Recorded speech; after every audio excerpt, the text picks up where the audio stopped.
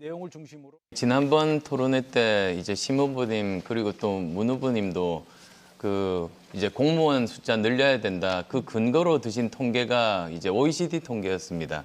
OECD 통계와 그리고 우리나라 통계의 그 기준이 다른데 그걸 그냥 이렇게 비교를 하신 겁니다. 안철수 후보가 문제를 제기하자 심상정 후보와 문재인 후보가 잇따라 방어에 나섭니다. 선진국들은 교육은 다 공공화돼 있기 때문에 그 숫자를 어떻게 포함하느냐, 그것이 큰 어떤 변수가 된다, 이런 얘기고요. 그래서 제가 제시한 숫자가 잘못되지 않았다, 저는 그렇게 말씀드립니다. 사립학교 교사 이런 분들까지 포함하더라도 우리 공공부문 비율은 10% 조금 남짓이어서 OECD 평균에 비하면 크게 뒤떨어진다. 우리나라 공무원 비율은 실제로 다른 나라보다 훨씬 적은 편일까? OECD 홈페이지에서 국가별 공무원 규모를 확인해봤습니다.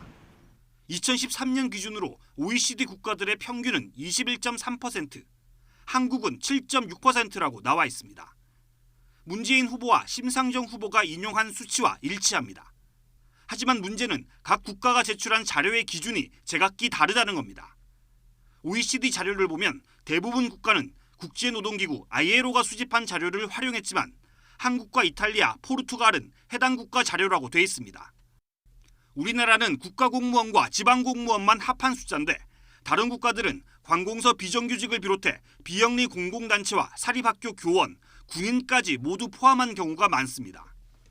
이 때문에 OECD는 아예 우리나라를 포함해 미국과 네덜란드 등 7개국 자료는 이용할 수 없다고 적어놨습니다.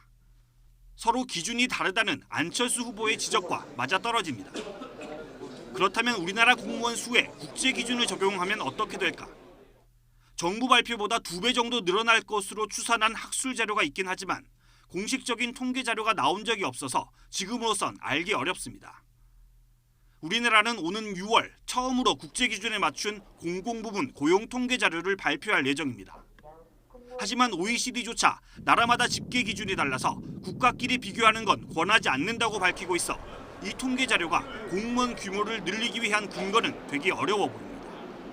YTN 전준영입니다.